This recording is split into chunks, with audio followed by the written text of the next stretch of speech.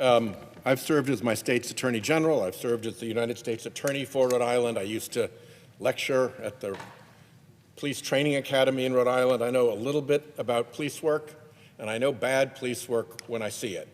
What we are seeing in Minnesota is a level of violence, a lack of deconfliction, and flat-out unprofessionalism that is dangerous.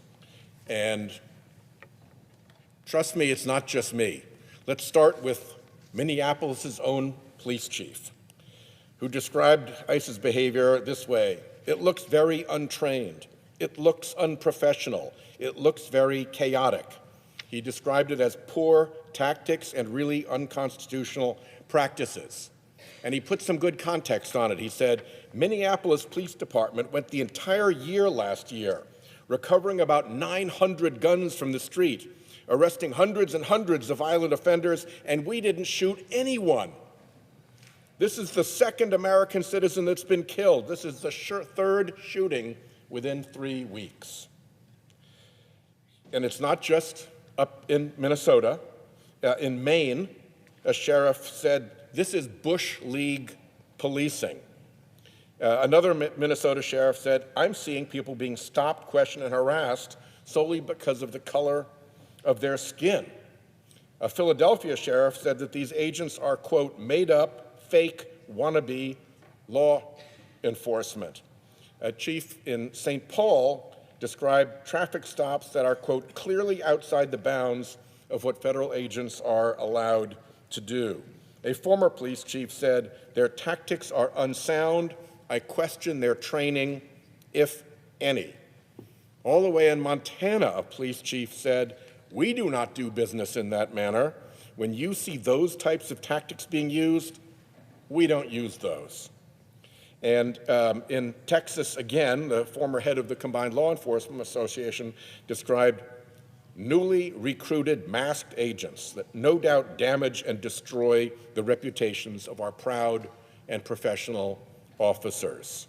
A law professor and former police officer described their conduct as, quote, egregiously deviating from professional norms of policing.